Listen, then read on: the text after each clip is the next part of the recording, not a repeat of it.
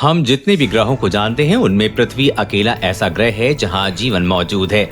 लेकिन वैज्ञानिकों का मानना है कि हमारे ब्रह्मांड में ऐसे और भी ग्रह हो सकते हैं जहां जीवन की संभावना धरती से बेहतर है। इन ग्रहों को सुपर हैबिटेबल प्लैनेट कहा जा सकता है। वैज्ञानिकों का मानना है कि जीवन का बेहतर संभावना वाले इन ग्रहों को नजरअंदाज नहीं करना चाहिए।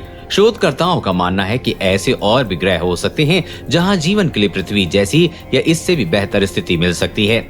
वॉशिंगटन स्टेट यूनिवर्सिटी और बर्लिन की टेक्निकल यूनिवर्सिटी के एस्ट्रोबायोलॉजिस्ट डर्क शुकमाकुच का कहना है कि हमारा फोकस बिल्कुल पृथ्वी जैसी संभावना वाले ग्रह खोजने पर है।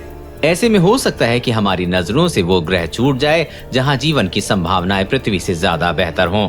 संभावित सुपर हैबिटेबल एक्सोप्लैनेट की खोज के लिए शुल्ज़-मुकोज और उनकी टीम ने Kepler object of interest exoplanet archive की जांच की है। इस जांच में करीब 4500 ऐसे प्लैनेटरी सिस्टम पर फोकस किया गया था जिसमें ऐसी चट्टानें थी जिनके अंदर तरल पानी रह सकता है। इस शोध को 2020 में एस्ट्रोबायोलॉजी जर्नल में प्रकाशित किया गया था। इन वैज्ञानिकों ने सूर्य जैसी पीले डिफार तारों वाले ग्रहों के अलावा नारंगी डिफार तारों को भी देखा था जो ठंडे, धुंधले और सूर्य से छोटे थे।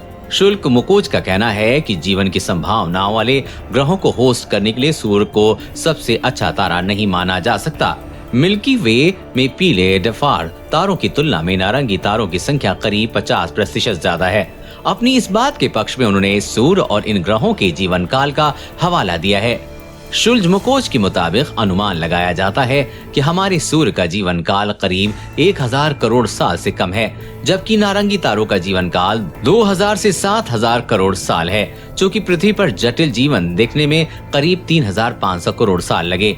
इस हिसाब से नारंगी डिफार तारों के लंबे जीवन काल में जीवन को विकसित करने वाली स्थितियों को बनाने में ज्यादा समय लगा हो। पृथ्वी करीब 450 करोड़ साल पुरानी है, इसलिए शोधकर्ताओं का अनुमान है कि जीवन के लिए सबसे बेहतर स्थिति ऐसे ग्रहों की हो सकती है जिनका जीवन काल 500 से 800 करोड़ साल हो।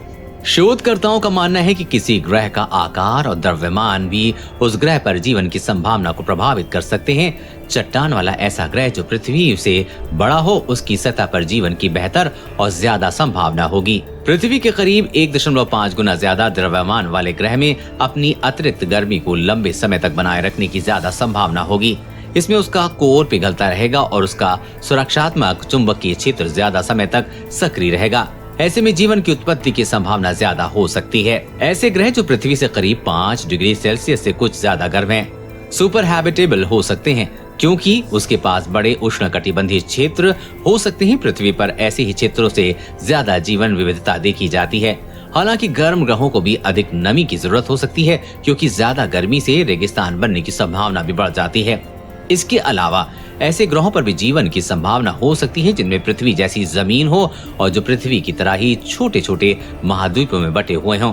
जो महाद्वीप बड़े हो जाते हैं वो महाद्वीपों के केंद्र महासागरों से बहुत दूर हो जाते हैं। इससे अक्सर बड़े महाद्वीपों के अंदरूनी हिस्से में बड़े रेगिस्तान बन जाते हैं।